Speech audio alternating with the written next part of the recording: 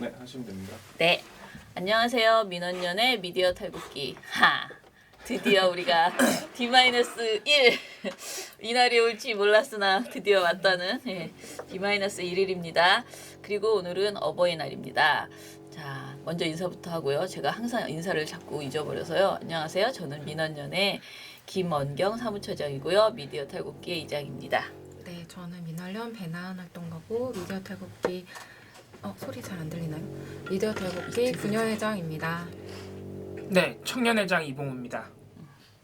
아이고, 자, 저는 주말에 보고서를 엄청나게 많이 검토를 했는데 이제 그 사실은 딱 하나의 보고서 때문에 걸려가지고 그 한모 교수님 때문에 굉장히 네, 고생을 네. 좀 하셨죠. 네, 딱 하나의 보고서 그 하나 때문에 너무 걸려서 마음에 걸려가지고 오랫동안 붙잡고 있었는데요. 그래서 오늘 저는 그 한모 교수에 대한 이야기를 하고 그리고 우리가 SBS 그 보도의 여파가 아직도 있어요. 그래서 그것도 이야기하고 그 다음에 나은 씨가 아주 좋은 보고서를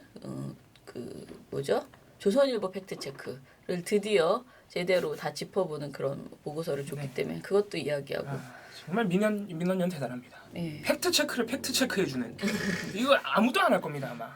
그래요? 아무도 안 할 걸요 진짜. 네.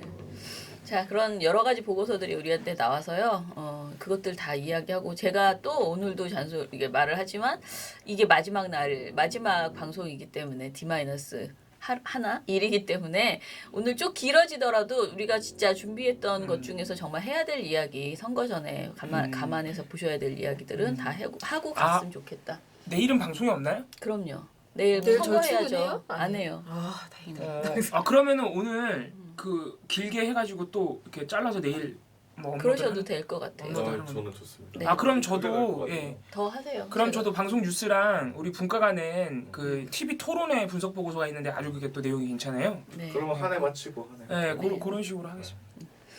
자, 그러면은 저는 먼저 저부터 그냥 이야기하겠죠. 네, 이거 뭐 한상진 교수 걸 먼저 해주셔야지 네. 제가 좀 할 수 있어요. 네. 그 한상진 교수가 이제 4월 4일 날 그러니까 목요일이다. 목요일 저녁 뉴스에 한상진 네, 교수가 5월 4일입니다. 네, 5월 4일 날 방송에 나왔어요. TV조선에서 SBS 세월호 분열 문 책임 빠뜨려라는 제목의 제목부터 보도가 아주 나왔는데요.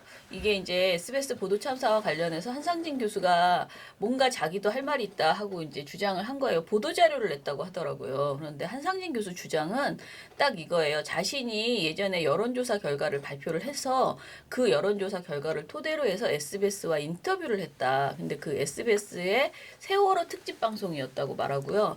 인터뷰를 했는데 그 인터뷰에서 본인이 그 세월호를 이념 공방 대상으로 전락시킨 책임 소재에 관해서 문재인 후보와 민주당의 책임 문제를 SBS가 언급하지 않더라. 자기가 그렇게 말을 해줬는데 네. 그런 여론조사가 있다고 말을 해줬는데 네. SBS가 방송에 내지 않았다고 불만을 토로한 거예요. 그러면서 문재인 후보의 눈치를 많이 본 것은 아닐까 그렇게 느꼈다라는 게 그 한상진 교수의 주장이거든요. 그런데 이제 제가 이 방송을 쭉 다 처음부터 끝까지 다 보고 나서 이 보도를 먼저 다 봤어요. 그리고 보도를 보고 나서 우리가 이제 뉴스방을 하고 들어오니까 시사 토크쇼에서도 이게 나왔다는 거예요, 당일. 그래서 이제 시사 토크쇼에서도 저녁 종합 뉴스에서 나왔던 보도를 그대로 다시 보여주면서 막 토론을 하고 있는 거예요. 그래서 이거를 반박을 제대로 해야 되겠다라는 생각이 들었는데 한상진 교수의 그 자기가 했다는 여론조사 그게 방송 보도에서 제대로 우리가 보통 여론조사 보도할 때는 막 어디서 하고 어쩌고 저쩌고 막 되게 상세한 그 깨알 같은 자막들이 실리잖아요. 네. 근데 그게 없어요, 이 보도에. 그러니까 어떻게 나오냐면 표본 오차 뭐 이런 거를 하나도 네, 그런 게 하나도 안 나오고 한국 리서치라는 조사 기관하고요. 그 조사 대상이 서울 시민 1,003명인가 이렇게만 써 있었어요. 그 SBS 보도에 그거밖에 이제 출처가 없는 거예요. 그런 상태고 그다음에 우리가 이거를 이제 찾아갈 수 있는 방법은 SBS에서 했던 세월호 특집 방송이 있을 거 아니에요. 거기 한상진 교수가 인터뷰를 했을 거 아니에요. 그래서 이걸 찾아보기로 했거든요. 그래서 이제 SBS 특집 방송을 보니까 SBS에서 한 궁금한 이야기 Y라는 그 SBS 그 시사 프로그램에서 세월호 특집 방송을 했더라고요. 그래서 그게 4월 14일 방송이었고 그래서 그 방송을 일단 봤고요. 그 다음에 이걸 막 열심히 찾았는데 찾다가 이제 알게 된 것이 이 내용이 서울시장과 함께하는 공개 포럼이라는 게 있었고요. 2015년 11월에 있었어요. 여기에서 발표한 2015년 서울 위험 서베이 조사의 주요 발견, 세월호와 메르스에 대한 서울 시민의 평가라는 발제문이 있어요. 항상진 교수의. 이 발제문에 딱 이 조사가 수록되어 있었어요. 이 발제문을 입수를 했습니다. 그래서 여러 가지를 찾아봤어요. 근데 찾아보기 전에 제가 먼저 드리고 싶은 말씀은 한상진 교수의 기본적인 주장이 말이 되지 않는 게 저도 정말 많이 언론사하고 인터뷰를 하지만은 언론사하고 인터뷰한다고 내가 한 말을 다 실어주는 방송사는 어디도 없다는 거죠. 그러니까 나는 막 방점을 찍어서 열심히 얘기하지만 그게 악마의 수준, 악마의 편집 수준이 아니라면 얼마든지 방송사가 자신들이 생각한 취재 방향에 맞춰서 여러 가지 얘기 중에서 요게 제일 내 그야말로 구미에 맞다 하는 생각하는 부분을 취사 선택할 수 있는 거고 그거는 언론사 PD의 재량인 거죠. 근데 그것을 가지고 굳이 내가 한 말 중에서 요 부분을 말해주지 않았기 때문에 문재인 후보의 눈치를 본다라고 본 것은 아닐까라는 자신의 느낌을 받았다. 그것을 느낄 수는 있지만 이거를 선거를 바로 앞둔 시기에 정말 아주 민감한 상황에서 SBS가 사과까지 하고 SBS 그 꺼져가는 불씨를 다 살리려고 하는 이런 멘트를 다시 한번 한상진 교수가 하신 거잖아요. 그래서 저는 이 주장, 이 느낌을 굳이 언론에서 보도할 필요가 있었을까? 보도자료를 냈다 하더라도 실제로 SBS, TV조선 말고는 이 내용을 방송에서 보도한 데는 없었어요. 그리고 이 느낌을 한상진 교수의 느낌을 보도한 곳은 다 그거라고 보수 극우 매체라 그러죠. 네, 극우 매체들이라고 하고 있는 그 보수 매체들 인터넷 언론들이 몇 군데가 보도를 했더라고요. 근데 아무튼 간에 이 그냥 그야말로 그분의 느낌일 뿐인데 별 언론인이라면 누구나 이게 무슨 말도 안 되는 주장이야? 그 여론조사의 신빙성을 떠나서 자기가 말을 했다고 그거를 자기가 한 말을 이제 방송에서 내지 않았다고 그런 느낌이 있었다라고 주장하는 것이 문재인 후보의 눈치를 보는 것 같았다 이렇게 주장을 하신 너무 거죠. 웃기다라고 생각해서 아마 보도하기 어려웠을 거예요. 그런데 아무튼 주장을 했는데 이제 제가 이제 말하고 싶은 것은 이게 되게 폭력성 발언이기 때문에 이런 폭력성 발언을 선거를 앞둔 시점에서 이야기를 할 때 특히 후보자의 이름이 정확하게 지칭이 됐잖아요. 문재인이라고. 이런 경우에는 단순히 발언 내용을 옮겨서는 안 되고 그 객관적인 근거가 있는지 그 발언에 그 사람의 그 주장에 객관적 근거가 있는지 봐야 되고 마땅히 당연히 그 사람 설문조사 결과가 타당한 것이었는지도 봐야 되고 그리고 사실은 SBS 특집 방송도 봐야 되는 거죠. 그래서 이 방송에서 한상진 교수가 주장하는 그 뒤에 안 실린 것이 타당한지 타당하지 않은지도 검토를 해봤어야 돼요. 그 강상구 기자가 이번에 취재했는데 TV조선에 이런 것들을 다 봐야 되고 그리고 결정적으로 SBS 제작진의 반론을 실었어야 돼요. 그 SBS의 세월호 특집 방송 그 사람한테 가서 한상진 교수가 이렇게 주장하는데 이거를 왜 당신은 안 실었습니까? 하는 반론을 실어줬어야 되는 거죠. 근데 이런 게 하나도 없는 거예요. 그냥 느닷없이 한상진 교수의 주장만을 담아서 그냥 보도를 했거든요. 근데 이제 제가 그 아까 말한 발제문을 읽어봤어요. 저도 이제 오기가 생겨가지고 집요하게 이걸 찾아가지고 읽었는데 알고 보면은 이 조사는 2015년 10월에서 11월 그 사이에 실시를 했고요. 조사 기관은 한국 리서치였고요. 조사 대상자는 서울 시민 1,003명. 조사 설문지는 결정적으로 설문지를 한국 리서치에서 만든 것은 아니고 이사장이 그러니까 이 한 교수가 이사장으로 있는 중민재단이라는 곳이 있거든요. 중민재단이 조사 설문지를 구성했다 이렇게 써 있어요. 거기 발제문에.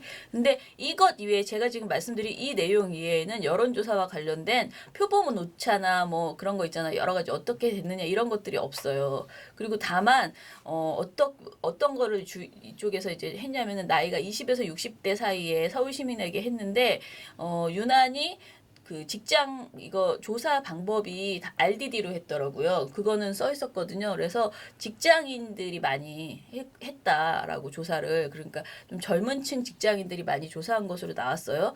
근데 발제문에서 다른 거는 그냥 다 이해할 수 있었는데 굉장히 납득하기 어려운 점이 있었습니다.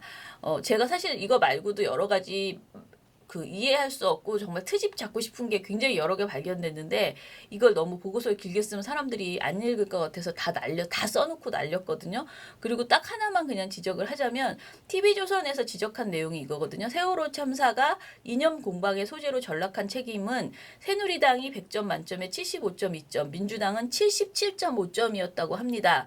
이거를 이제 보도를 했잖아요. 그리고 한상진 교수도 요게 이제 민주당이 더 높았다. 국민들이 생각하는 세월호를 인연 공방으로 전락한 책임을 물어볼 때 이렇게 했다라는 건데 실제 발제문을 보니까 뭐라고 하냐면 세월호 참사가 인연 공방의 대상으로 전락한 측면이 있다면 다음과 같은 조직이나 기관은 이에 어느 정도 책임이 있다고 생각하십니까? 라고 물어요.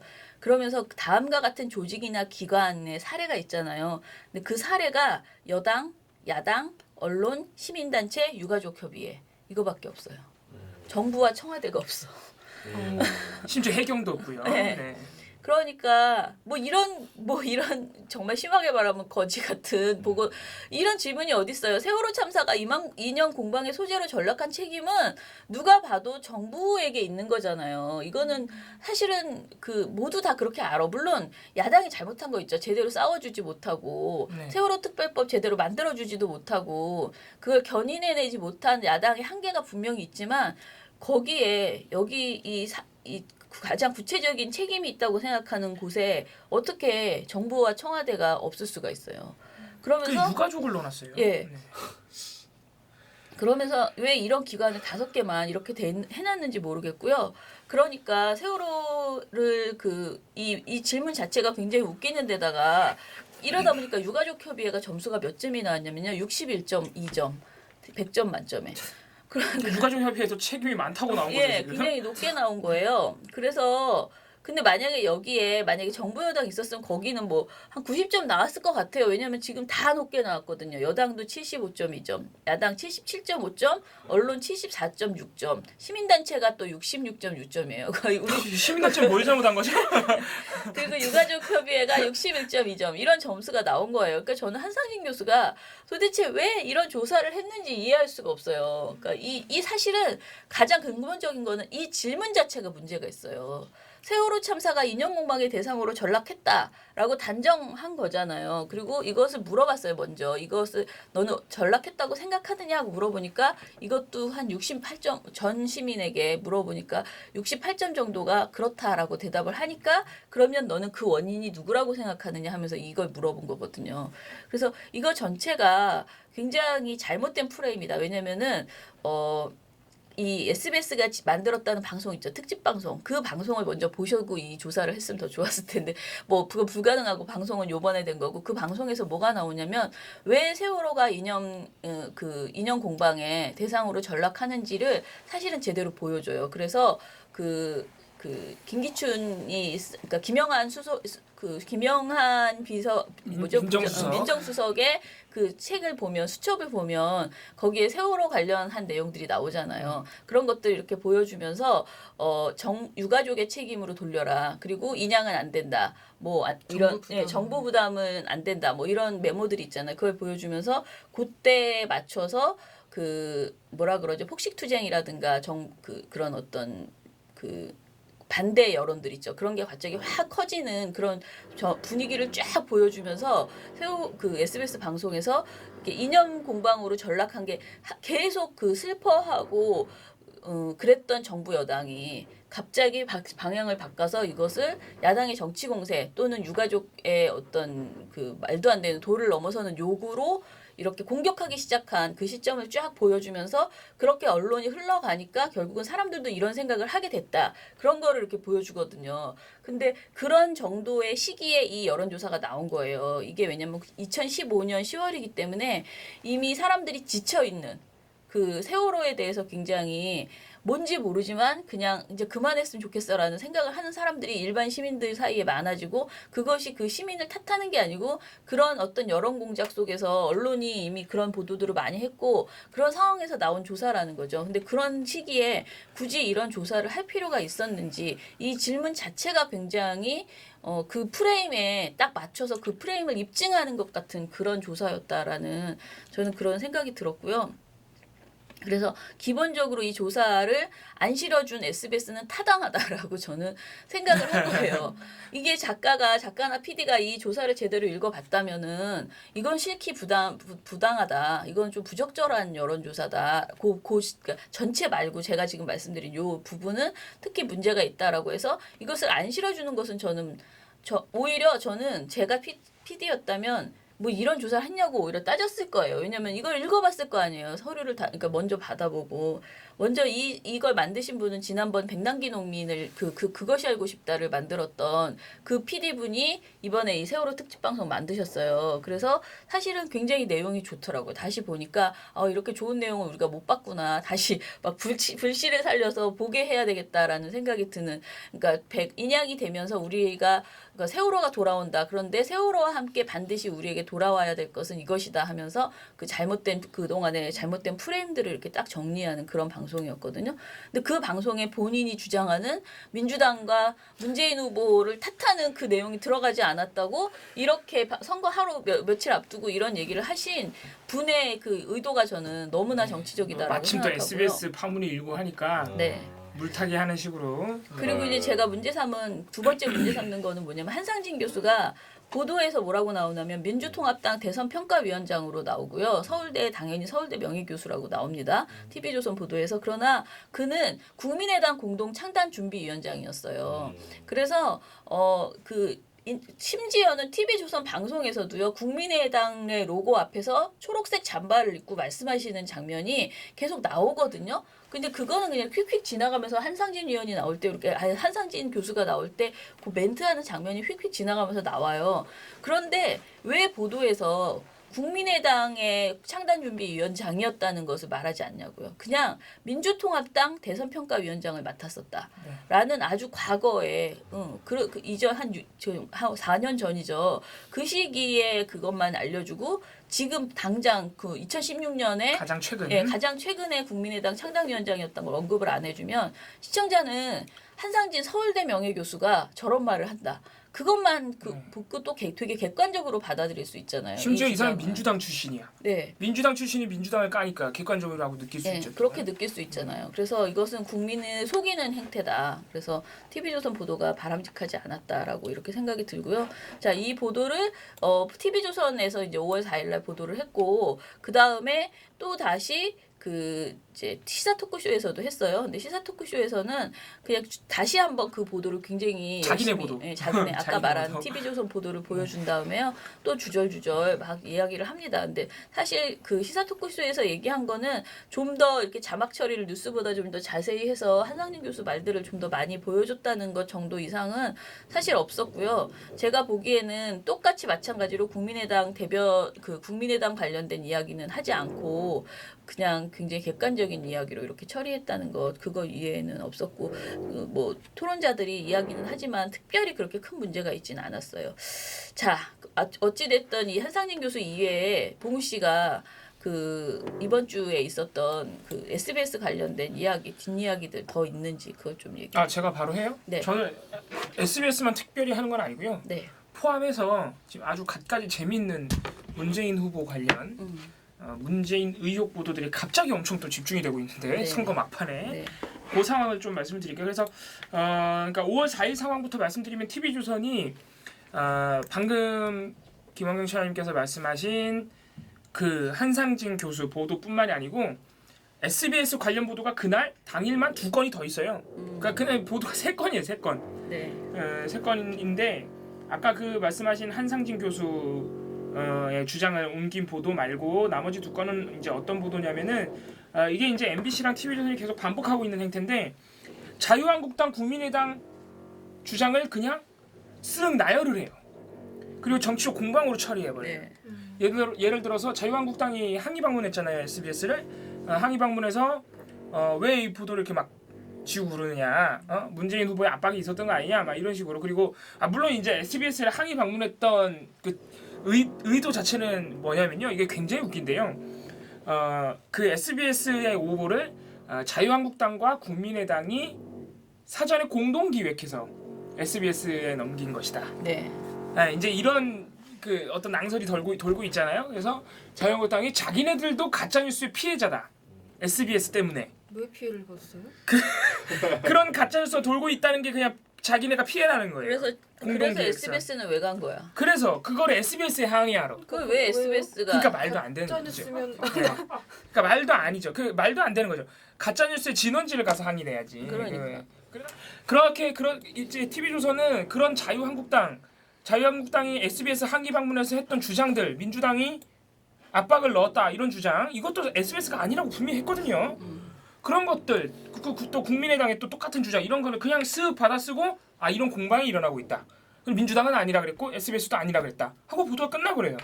그럼 이게 마치 여전히 뭔가 의혹이 있는 것처럼 느껴진단 말이죠. 보도만 보면.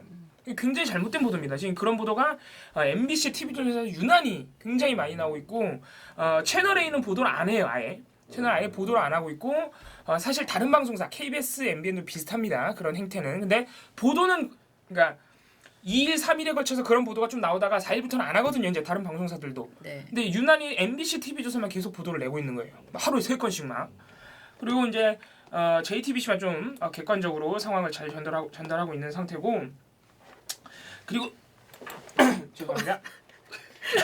TV조선의 이제 또 한 건의 보도는 TV조선이 이 문제를 얼마나 이제 이슈로 만들려고 노력하고 있는지 엿보이는 보도인데 사실은 TV조선이 여기다가 기자와의 대담 보도를 넣어버렸어요.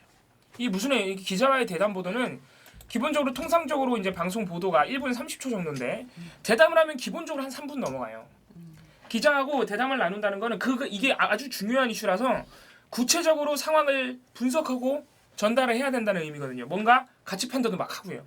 그래서 이걸 이제 기자하고 대담하는 보도인데 이 보도가 굉장히 재밌는 게 중간중간에 무슨 말을 하냐면은 SBS 보도가 사실 좀 이상하긴 했지만 이런 말을 해요. 기자하고 앵커가. 그런데 딱 거기까지 그러니까 우선 SBS 보도 자체가 굉장히 엉성했던 건 사실입니다. 그리고 노조에 의하면은 초고에 있던 그 기자가 처음에 발제했던 초고에 있던 그 박근혜 정부 지적하는 문장 같은 게 다 사라졌다고 합디다. 이런 한 2개 정도의 사실관계를 전달해 주더니 나머지 이 대답 내용이 아주 웃깁니다. 뭐냐면은 민주당도 평소보다 너무 과하게 언론사에 대응을 한 측면이 또 있다.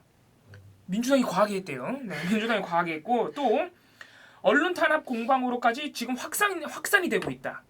언론 탄압 공방으로 확산이 되고 있대요. 자, 언론 탄압 공방은 확산되는 게 아니고요. 자유한국당하고 국민의당이 확산시키고 있는 거예요. 그죠? 왜냐하면 오보가 지금 SBS가 명백하게 오보라고 인정을 했기 때문에 당연히 민주당에서는 강력하게 대응할 수밖에 없는 거예요. 대선을 일주일밖에 앞두지 않은 상황에서 그런 핵폭탄급 오보가 나왔는데 어떻게 대응을 안 해요? 그렇다고 뭐 민주당이 SBS에 가가지고 막 뭐라고 한 것도 물론 한번 항의 방문했죠.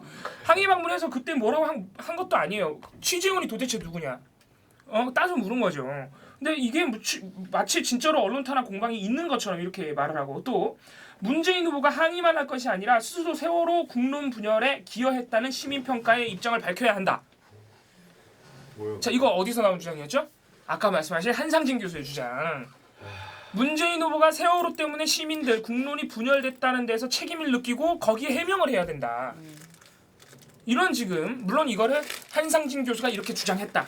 이런 주장도 나온다.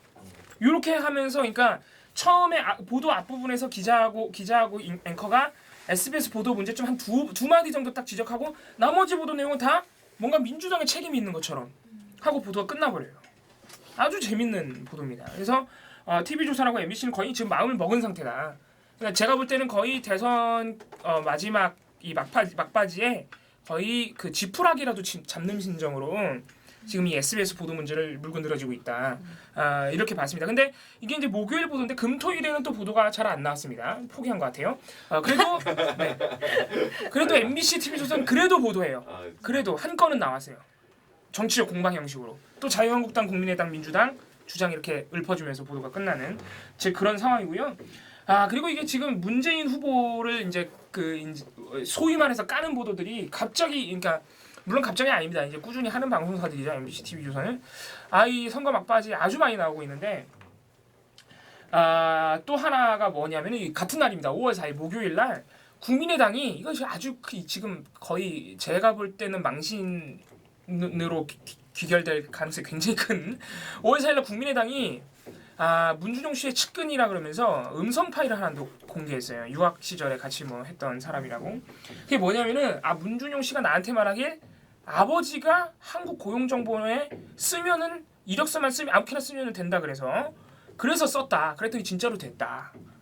그리고 뭐 돈을 펑펑 쓰고 다녔다. 문준용 씨가 돈이 너무 많아서. 막 이런 식의 이제 그 증언이 담긴 녹취 파일을 공개했단 말이죠. 국민의당이 5월 4일날. 그러면서 역시 이 특혜 채용은 사실이었다. 막 이런 식으로 또 공세를 했단 말이에요. 사퇴해라 막 그러면서. 자, 이거는 제가 볼 때는 이게 약발이 다 했는지 방송사들이 잘 보도를 안 해요. 5월 4일날 많은 방송사들이 보도를 안 했고 5월 5일이 돼서야 보도를 했어요. 그러니까 5월 4일날 딱 국민의당이 발표했을 때는 어디요? 딱 두 군데가 보도를 했는데 어딘지 이제 말 안 해도 아시죠? MBC, TV조선인데 이거 말할 필요가 없어요. 자, 당일날 5월 4일 국민의당이 논평을 내자마자 그날 MBC, TV조선이 바로 받아서서 이제 보도를 하는 거죠. 네. 다른 방송사는 그 다음날 국민의당이 이렇게 주장했는데 민주당에서는 허위 사실 이거 가짜 인터뷰 아니냐 그랬고 심지어는 문준용 씨의 다른 측근들 학교 동문 그리고 역시 파슨스에서 같이 공부했던 친구 막 이런 분들이 지금 페이스북에서 난리가 났거든요. 막. 나도 고발해라 막 그러면서 그런 걸 이제 같이 소개하면서 다른 방송사들도 다 이제 민주당과 국민의당 공방으로 처리를 해서 보도했단 말이죠. 요게 날짜가 다른 거 같네요. 5월 5일 날이 국민의당 논평 발표 당일이고 5월 6일이 그렇게 되네요. 다른 방송사들이 보도한 거는. 근데 MBC, TV조선만 국민의당 발표를 그대로 받아가지고 5월 5일 당일날에 또 보도를 한 거고요. TV조선은 또 하나 신기한 게 있는데 5월 4일 단독입니다. 이거는 단독 보도인데 2010년 감사 때 문재인 아들 제외됐다. 는 거를 단독 보도로 냈어요. 이게 단독이라고? 네. 자, 2010년 감사 때 문준용 씨 특혜 채용 의혹은 대상이 아니었다는 주장은 한 달이 넘었어요. 조선일보도 옛날에 다 네, 얘는 다 했던 거예요. 자, 단독을 붙인 이유가 뭐냐? 전 고용정보원 감사라는 익명의 어떤 사람이 또 익명. 그런 사람이 증언을 했다 이거예요. 그렇게 2010년 감사 때는 안 했다고. 자, 그 인터뷰가 있다는 이유로 단독을 붙여서 마치 굉장히 새로운 의혹, 심지어는 막 죄점화되고 있다, 막 이런 용어를 써가면서 TV조선이 아주 재밌는 보도죠. 아무도 신경 안 쓸 것 같아요, 제가 볼 땐. TV조선 단독 보도, 후속 보도도 없었고요. 후속 보도 할 게 없어. 우리가 신경 썼잖아. 우리는 그것 때문에 아무튼 시간을 네. 썼어요. 아무튼 반론도 안 붙여줘요. 이게 지금 이미 해명이 수차례 됐어요. 해명이 수차례 됐단 말이죠. 근데 전혀 반론도 안 붙여주고. 자, 이게 다 뭐냐면은 지금 제가 다 말씀드린 이 보도들이 진원지가 어디냐면요. 다 국민의당 논평이에요. 국민의당 홈페이지 들어가서 논평 페이지 보시잖아요. 정말 찬란합니다. 문재인 후보에 대해서 엄청나게 많은 논평이 있어요. 그걸 모든 언론들이 다 그거를 꼬박꼬박 받아 써서 보도하지 않는단 말이죠. 근데 지금 TV조선과 MBC가 꼬박꼬박 보도를 하는데 제가 재밌는 사례 몇 가지 말씀드릴게요.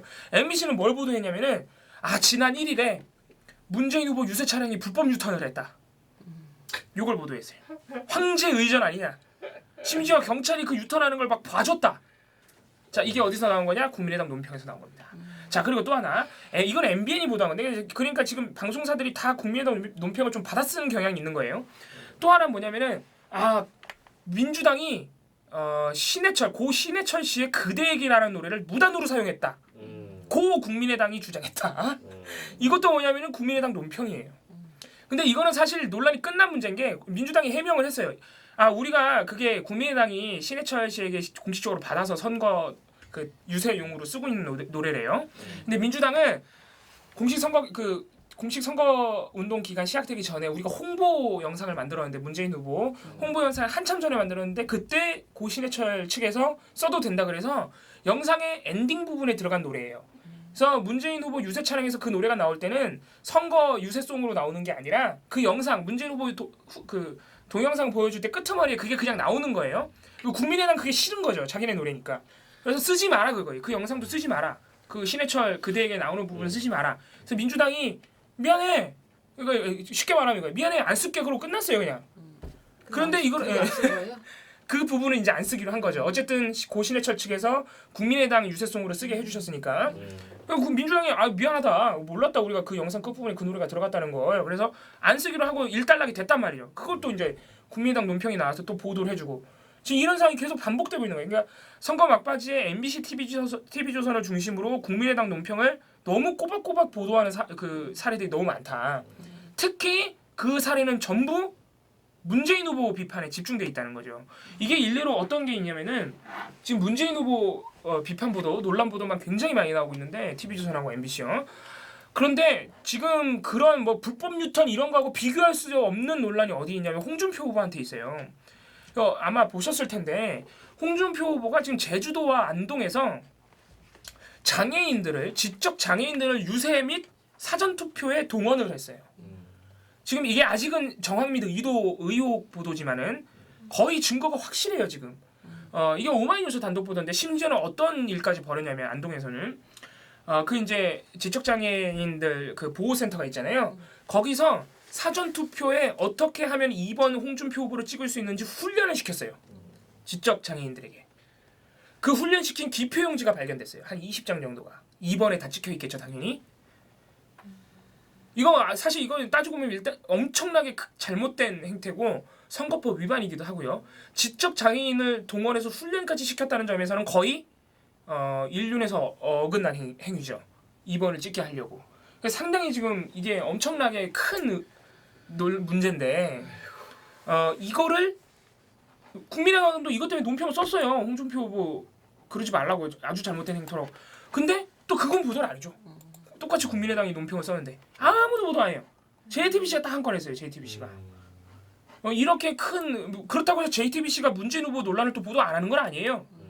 그 이제 제가 아까 말씀드렸던 그 국민의당이 녹취 공개했을 때 민주당이 아니라고 했고 다른 사람들은 또 아니라고 허위 인터뷰 아니냐고 주장을 한다. 이거 공방 처리해서 민주당 논란도 보도를 한단 말이죠. JTBC는. 그리고 홍준표 후보 논란도 보도를 그렇게 해주는 거예요. 똑같이. 근데 다른 방송사들은 그렇지가 않아요. 전부 그냥 문재인 후보 관련 논란만 계속. 이게 선거 내내 일관되는 지금 보도 경향이긴 하지만 유독 지금 약간 뜸했거든요. 사실 지금 TV 토론 있고 그러면서 약간 뜸했어요. 이런 경향이. 그런데 딱 토론 끝나고 선거 막바지에 이르니까 MBC TV조선을 기점으로 다시 그런 약간 지푸라기라도 잡는 심정으로 그러고 있는 상태가 지금 반복이 되고 있다는 거죠. 그래서 제가 그 SNS 이런 반응들을 좀 보면은 JTBC는 왜 이렇게 문재인 후보한테 왜 이렇게 잘해주냐? 쉽게 말해서 잘해준다는 표현 참 네. 정있고 따뜻하네요. 네. 왜 문재인 후보 논란은 보도 안 하냐 이런 비판들이 많은데요. 그렇지 않아요. JTBC 할 거 다 해요. 심지어 JTBC 팩트 체크에서 문준용 씨 의혹 보도했다가 그 흔히 말하던 이제 문재인 후보 열성 지지자들한테 문매를 맞았던 그런 기억도 있고요. 그 JTBC의 뭐라 그럴까요? 좀 다른 점? 다른 방송사들과 다른 점은 뭐냐면 문재인 후보 논란을 그렇게 많이 보도하지 않는 거예요. 필요할 때만 하는 거예요. SBS와 JTBC의 공통점인데 필요할 때만 하고 JTBC는 꼭 다른 후보들 논란이 있으면 같이 보도해준다는 거죠. 그러니까 약간 희석되게 보일 수는 있어요. 다른 후보 걸 하니까. 근데 생각해보세요. 다른 방송사들처럼 문재인 후보 논란만 계속 보도하잖아요. 그럼 문재인 후보만 논란이 있는 것처럼 보이는 거죠. 그러니까 JTBC에 대해서 좀 오해를 가지신 분들도 그거는 사실이 아니다. 이게 똑같이 한겨레나 제가 알기로는 진보 이제 신문들도 그런 오해를 받고 있는 물론 다른 의미의 좀 오해도 있었지만은 아무튼 그런 거는 또 아니고 아무튼 다른 방송사들이 지나치게 홍준표 후보 논란을 보도를 안 하는 거다. 이렇게 정리를 할 수 있겠습니다. 네. 아니, 오늘 아까 좀 전에 봉우 씨가 국민의당 논평 뭐야? 제 거예요? 국민의당 논평 관련된 이야기들을 막 했잖아. 근데 어제 제가 또 본 게 프리허그에 대해서 국민의당이 네, 여성을 유의 대상으로 삼았다. 네. 그거를 막 나오길래 이거 저녁에는 안 나오겠지. 뉴스엔 안 나왔을까요? 어제 저녁 어제 저녁 뉴스를 아직 잘 못 봤어요. 네. 아마 나왔을지도 있어요. 진짜. 근데 하는 꼴을 보면요. 국민의당 논평 썼잖아요. 제가 그때 보도했어요. 별별 이야기들이 다 아마 또 나오고. 보도했을 거예요. 그리고 이 홍준표 후보의 26년간 장인집 모독의 영감탱이 네. 그것도 어버이날을 맞이해서 확한 쇼를 또 한번. 네. 어버이날 특집 유세 발언. 네. 아니 홍준표 후보는 이렇게 말하면 안 된다는 그 감각 자체가 없는 걸까요? 아니면 진짜 트럼프 흉내를 내는 것일까요? 뭘까요? 원래 그냥 그런 사람인 거예요. 강한 모습을 보여. 강한 남자야? 또 하나 재밌는 거 있는데 홍준표 후보가 5월 6일 날 김종필 전 총리를 방문했어요. 네. 자택에서 만났단 말이죠. 그래서 김종필 후보가 뭐라고 했는지 혹시 보셨어요? 그 문재인 그 사람은 대통령 되면 안 된다. 대통령 되면 북한 먼저 가겠다는 놈이 빌어먹을 자식. 막 이렇게 욕을 했어요. 예. 그런 얼굴은 대통령이 될 얼굴이 아니야. 네, 진짜 이렇게 말했어요. 농담이 아니라 얼굴로 진짜 이렇게 말했어요. 계속 욕했어요. 계속. 이거보다 심한 욕도 미쳤어. 있어요. 아 진짜. 계속 그렇게 욕을 했어요. 그러면서 홍준표 후보가 딱 들어오니까 아니 대통령이 왔는데 왜 다들 가만히 있어? 저래 막 그러면서. 야. 그리고 요새 얼굴이 아주 폈다. 대통령 할 상이다. 헐. 꼭 대통령 돼서 막 이런 덕담을 또 주고. 그래서 이게 자 김종필 전 총리 발언이 너무 세서 보도가 잘 안 됐어요. 그러니까 다들 예방했고 덕담을 줬다. 근데 문재인 후보는 비판했다. 이런 식으로 보도가 나오고 말았어요, 다들. 자, 김종필 전 총리의 빌어먹을 자식까지 다 보도한 방송사가 딱 한 군데 있습니다. 아, 둘 중에 고민되는데. 네, 둘 중 하나인데. 참. MBC. 난 TV조선. TV조선입니다. 아. 심지어 이거를 2건을 보도했어요. 어. 멋있지 않습니까? 심지어는 그러니까 빌어먹을 자식 이런 거는 방송에서 음성으로 내보낼 수는 없어요. 그래서 빌어먹을 삐 처리돼. 이거 삐도 아니야. 빌어먹을 하고 싹 페이드가 돼버렸단 말이에요. 아, 영상에서는 진짜. 재미있는 게 그 인터넷 홈페이지 다시 보기에서 스크립트가 있잖아요. 스크립트에는 빌어먹을 자식이라고 또 친절하게 써줬어요. 문재인이 빌어먹을 자식.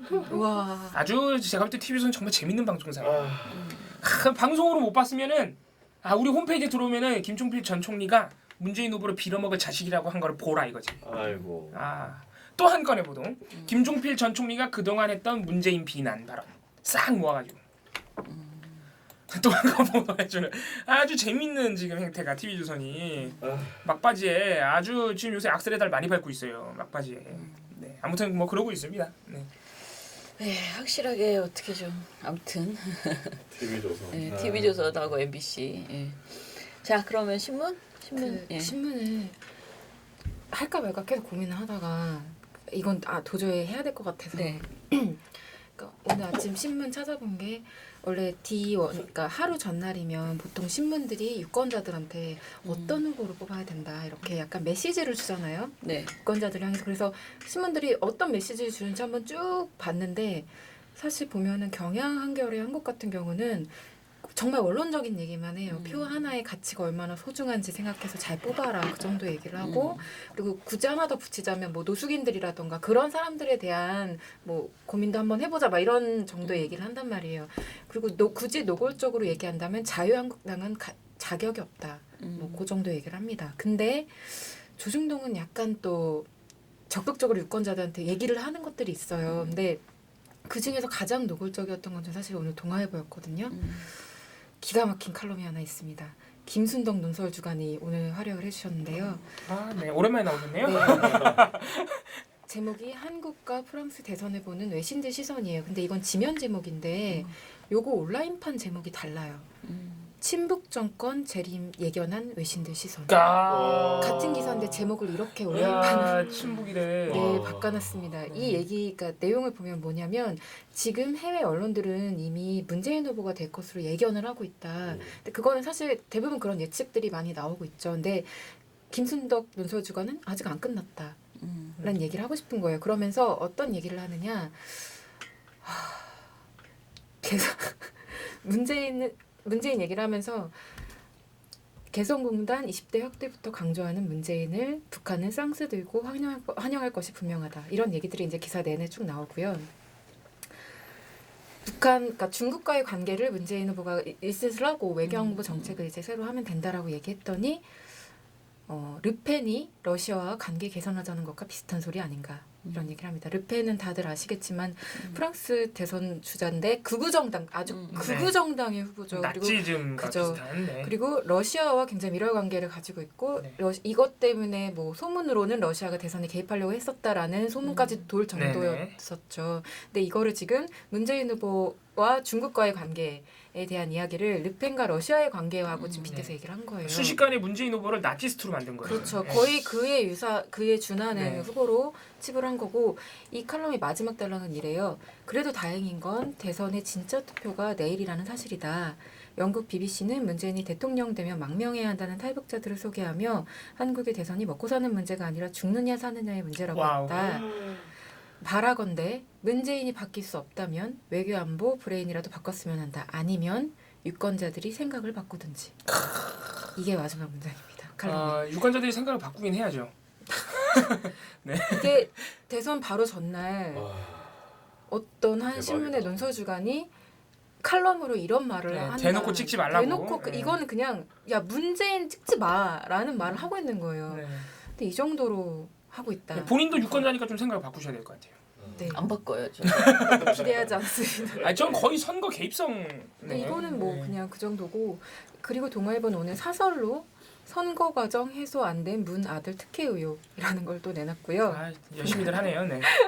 근데 너무 지금 황당한 게 여기에서 그러면 뭐가 해소가 안 됐느냐라고 예시를 든 게 2명이 지원해 2명이 합격하고 갓 입사한 신입사원이 휴직으로 장기 유학을 허락받은 점, 휴직 기간까지 합쳐 퇴직금까지 챙긴 것은 특혜라는 의심이 살 만한 충분한 이유가 있다. 이거 다 해명이 된 건데 네. 아직도 내가 마치 이 사안을 처음 접한 것처럼 네. 계속 매번 새롭게 한 달 넘었어요. 이제 전 정말 너무 지겨워서 이거를 반박하는 것도 너무 지쳐요. 저도 반박 안 하고 있어요. 그래서 네, 이렇게 하고 한 달 있고. 반이 됐습니다. 한 달 반이. 동아일보는 오늘 사설 하나 더에서 또 언급이 돼 있는데요. 대통령 선거 10일, 10개월, 10년 뒤를 생각하며 선택하자. 이건 이제 유권자들한테 어떻게 할지를 얘기하는 건데 요 구절이 있어요. 맞는 대통령은 없다. 최소한 국민을 편가르고 반제자에게 모진 협량 대통령. 과거에 매몰돼 미래를 보지 못하는 근시한 대통령. 이게 갈팡질팡 흔들리는 갈대 대통령이어서는 안 된다. 라는 멘트를 넣어줍니다. 누구를 지목하는지 느낌이 오실 겁니다. 홍준표 본가요? 그런 것 같아요. 저도 그렇게 생각했어요. 안철수 약간 2명 중에 헷갈리더라고요. 네, 고맙네요. 네. 네. 그리고 사실 오늘 김대중 고문도 이런 날이 되면 등판을 하시잖아요. 근데 김대중 후보 같은 경우는 김대중 칼럼에서 저 후보가 대통령 되면 어떤 세상 올 것인가라고 얘기를 하면서 뭐 그 사람이 대통령이 되면 우리는 어떤 세상에서 살게 될 것인가가 판단의 증거가 돼야 한다라는 주장을 펼쳤는데요. 얼핏 괜찮은 말 같거든요. 근데 내용을 보면은 다른 말로 하면 각 후보가 내거는 세상이 과연 자신의 이념적 성향과 맞느냐를 판단하자는 것이다. 내가 진보적, 급진적 변화를 추구하는 성향이라면 진보 좌파 후보를 찍고 내가 보수적이고 온건한 세상을 바란다면 보수당의 후보를 찍는 것을 말한다. 라고 얘기를 합니다. 근데 이런 말이 사실상 성립을 하려면 정상적인 후보들이 나와줘야 돼요. 진보 보수 후보들이 나와줘야 돼요. 그렇죠. 근데 네. 지금 대선은 진보 보수 후보로 가를 수 있는 상황은 아니고요. 네. 네, 좀 이건 시대를 앞선 칼럼이다. 저는 그렇게 생각을 지금은 합니다. 상식과 비상식에. 네, 그리고 사설에서는 조선일보 문 후보 보복 안 한다. 몇 시간 뒤엔 청산한다. 라고 얘기를 그 제목이에요, 이게. 그러면서 문재인이 정치 보복은 없다. 다음 정부는 절대 그런 짓을 하지 않겠다라고 발언을 해놓고 같은 날 거리 유세에서는 청산은 아직 시작도 못했다. 정권 교체해야 할 수 있다라고 말했다고 트집을 잡는데요. 조선일보는 이렇게 말합니다. 청산이란 말을 어떤 의미로 쓰고 있는지 모르지만 일반적으로 상대와 협상, 타협 않고 쓸어버린다는 뜻으로 받아들여진다. 정치 보복과 같은 뜻은 아니라고 해도 어감이 비슷한 것도 사실이다. 이렇게 예민하게 반응을 하였습니다. 네, 중앙일보 같은 경우는요. 지도자가 아니라 동반자를 선택하는 날 김종윤 경제부장이 간단하게 이제 칼럼을 써주셨는데요. 후보가 세계를 만들겠다는 의지가 있는지 눈여겨보자 제왕적 대통령의 시대는 끝났다. 그런데도 후보가 과거의 길만 따라가겠다는 모습을 보인다면 고려 대상에서 지워야 한다라고 얘기를 한 다음에 이날 사설에서 끝까지 꼼꼼하게 따져 투표하자는 사설에서 문재인을 깝니다. 네, 문재인 아들 특제 공방 점입 가격 이러면서 이런 짓을 하고 있습니다. 근데 어쨌든 제일 심한 건 동아일보 칼럼이었고요. 정말 이런 짓을 하고 있는 거에 대해서 어떻게 해야 될 것인가 좀 많은 생각을 하게 됐던 것 같아요. 정말 선거 전날까지도. 신문은 여기까지 하겠습니다. 네. 갑자기 생각났는데 이정재 씨의 칼럼 있잖아요. 네, 그게 신문기사 심의위원회 선거기사 심의위원회에 올라왔었나 봐요. 근데 처음에 그게 올라왔는데 문제 없음으로 그냥 됐었대요. 그런데 그거는 이제 처음에 올라왔을 때는 자체 심의에서 올라온 거고요. 두 번째 올라온 거는 문재인 측에서 다시 올렸나 봐요. 그러니까 자신들이 이제 피해를 입었다 이렇게 해가지고 근데 그 두 번째는 경고를 맞았다고 하더라고요. 그래서 사실 선거는 그러니까 기사는 방송 보도는요 저희가 심의를 낼 수가 있어요. 누구나 인지한 누구나가 낼 수 있는데 선거 기사 심의요. 그러니까 신문은 피해를 입은 당사자가 내야 되기 때문에 우리가 낼 수가 없어요. 그래서 자기네들이 자체 인지해가지고 내보던, 그러니까 본인들이 그 기사심의위원회에서 심의를 넣어보든가 아니면 이제 당사자가 내야 되기 때문에 이제부터라도 당사자들이 좀 적극적으로 이제 지금 문재인 후보 측에서는 내야 될 게 굉장히 많은 걸로 지금 보이잖아요. 그쵸. 네, 그래서 좀. 이 선거가 끝나고 나서라도 좀 징계를 받는 적절한 징계를 받는 그런 게 반드시 필요하겠다. 이 무슨 왜 자꾸 올라오는 거야? 뭘 보고 자꾸 그러세요? 나 이거 아까 신해철 그대에게 논란에 대해서 네. 이게 어제 보던 것 같은데 조금 정정해드려야 될 내용이 있네요. 신해철 씨 유족 측에서 문재인 후보 측에 또 항의를 하셨네요. 문재인 측 지금 기사를 봐가지고 좀 정정해드릴 점은 문재인 캠프에서 유튜브 페이지에 제가 아까 말씀드린 영상에 그대에게 나오는 거 무단 사용했다 그렇게 지금 신해철 유족 측이 주장을 하고 계시고 문재인 후보 측이 그 노래의 사용에 대해서는 그러니까 국민의당이 처음에 제기를 했잖아요. 그래서 국민의당이 문제로 삼는 것은 출판사와 해결을 해라 이렇게 민주당이 반박을 했대요. 그래서 그 부분에 대해서 또 신해철 씨 유족 측이 출판사와 해결할 문제가 아니다. 문재인 후보 측이 사과해라. 그렇게 또 지금 항의를 한 상태라서 요건 제가 좀 더 상태를 살펴보고 대선 끝나고라도 그때라도 제가 다시 사실관계를 말씀드리겠습니다. 난리군요. 네, 난리네요. 네. 여기저기서 아주. 그러니까 이번 선거는 정말 특히 모든 선거가 대선은 우리나라 대선 진짜 무슨 모든 것을 승자가 갖는 그런 선거다 보니까 거의 너무 진흙탕 싸움이 사생결단이죠.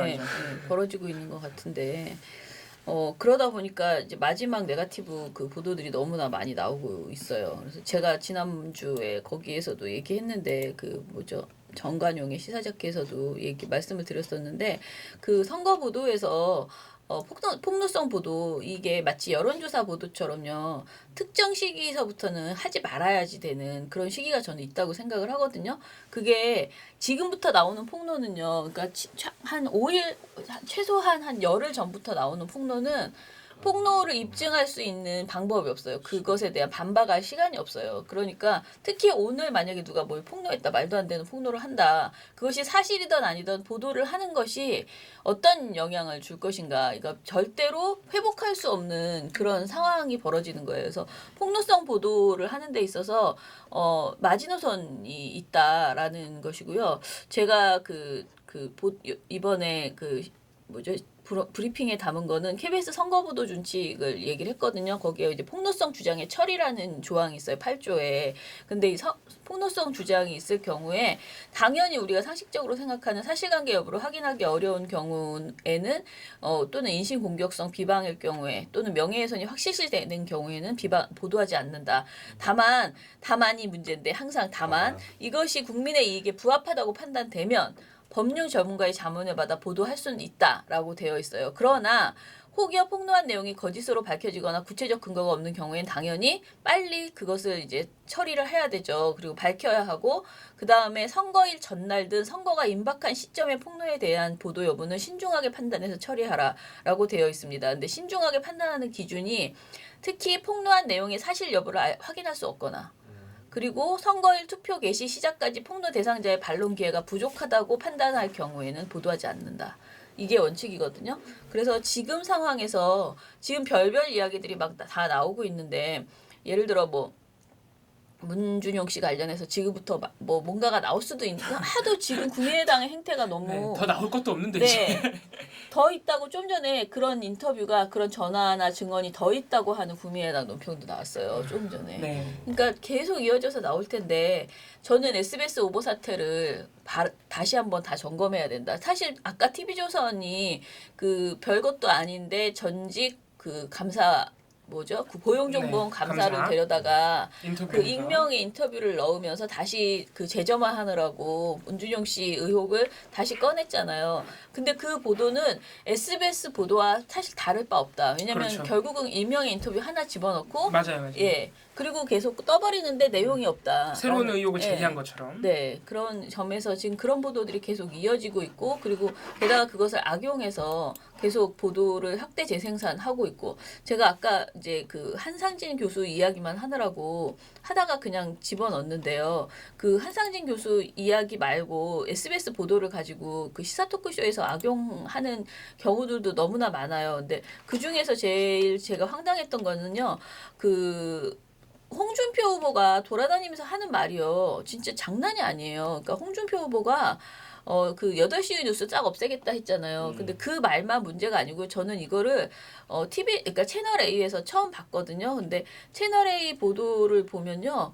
홍준표 후보가 SBS를 없애겠다고 한 것이 문제가 아니고 뭐라고 하냐면요. SBS 보도를 보면 이게 홍준표 후보의 발언입니다. 부산 유세 현장에서 이거를 돌직구쇼 채널 A에서 그대로 보여줘요. SBS 보도를 보면 세월호 인용하는 시점을 문재인 측과 해수부가 협력을 해서 대선에 맞춰서 딱 인양을 했다고 합니다. 그렇게 인양을 해가지고 세월호를 또 이용해가지고 대통령 선거를 치르려고 했습니다. SBS에 인자 문 후보가 겁을 줬는지 그게 잘못된 뉴스라고 또 발표를 했어요. 그 해수부 공무원 목소리 녹음까지 해가지고 발표한 건데 이거 완전 가짜 뉴스잖아요. 홍준표가 한 이 모든 말이. 근데 이 여기에 그 시민들이 막 호응해서 부산에서 막 와 뭐 우 막 이렇게 막 하는 발언들 있잖아요. 그런 것들이 막 들어가고 그러면서 이런 막 발표한 건데 이렇게 말한 다음에 그러니까 내가 SBS 없애버리겠습니다. 이렇게 얘기한 거예요. 그러니까 SBS 없애버리겠다는 그 말 이전에 이런 황당한 완전히 SBS 보도를 완전히 왜곡한 그런 발언을 SBS 보도 자체도 문제지만 SBS 보도를 좀 더 많이 악의적으로 왜곡해서 정리를 해준 거잖아요. 홍준표 후보가. 그러면 최소한 이런 발언은 언론에서 옮기지 말아야 되는 거예요. 그런데 이 발언을 구경 난 것처럼 굳이 가져다가 보여주면 그 동의하는 사람들은 홍준표가 저렇게 말하면 홍준표 후보 대통령 후보가 저렇게 정리를 해줬는데 믿을 수도 있는 거잖아요. 그죠. 그런데 이것에 대해서 잘못됐다는 얘기도 하지 않으면서 그대로 전달해주는 이런 보도 행태가 지금 종편에서 벌어지고 있다는 것이고 그리고 이거 말고도 아예 후보자 본인 그러니까 그 패널들이 이거는 완전히 허위다 가짜다라고 볼 수 없다. SBS 보도는 이렇게 주장하는 내용들도 있거든요. 그리고 오거돈 위원장 발언 부산 선대위 오거돈 위원장 그 발언이 증거가 될 수 없다는 얘기를 이미 거듭 이야기가 나오고 있음에도 불구하고 SBS와 그 오거돈 위원장 발언을 맥락을 봤을 때 이번 보도는 이거는 한양대 특임 교수인 고영신 씨가 한 말인데요. 이 사실 자체가 SBS에서 보도한 내용 자체가 완전히 허위다 가짜다 이렇게라고는 볼 수 없다라고 말을 하거든요. 그냥 게이트 키핑을 통해서 좀 더 철저하게 했어야 되는데 그걸 못한 부적절한 측면은 있지만 허위다 가짜다라고 말할 수는 없다. 이런 식으로 이야기를 해요. 그래서 여러 가지 지금 끝까지 이것이 본사에서 내리고 그 아니다라고 얘기함에도 불구하고 그냥 선거 내일까지 선거가 이루어지기 전까지 무조건 불을 지펴보자 하는 식의 이런 그 보도를 하고 있다라고 볼 수밖에 없을 것 같아요. 그래서 아무튼 우리가 현명하게 지금부터는 언론에서 나오는 그 폭로성 보도에 일일비하지 말고 진짜 하지 말라고 요구해야 되는 그런 상황이다. 이제는 사실은 그 규명할 수 없거든요. 무엇이 나오던 간에 서로 누구든 간에. 그래서 그것이 그런 식의 보도가 아니고 제대로 된 그야말로 현명한 선택을 하기 위한 보도에 힘써라 지금부터라도 그렇게 얘기할 수밖에 없는 상황인 것 같습니다. 자. 그러면 우리는 오늘 방송은 이것으로 마치고 많이 하시고 좋은 선택하시길 바라겠습니다. 네 여러분 민원연 미디어 탈곡기는 이것으로 마치고요. 꼭 투표하시고 네. 예, 새 대통령을 맞아서 다시 만나도록 네, 바뀐 정권에서 다시 만나겠습니다. 네. 민원연 미디어 탈곡기는 내일도 열심히. 설화드리겠습니다. 탈탈탈 안녕.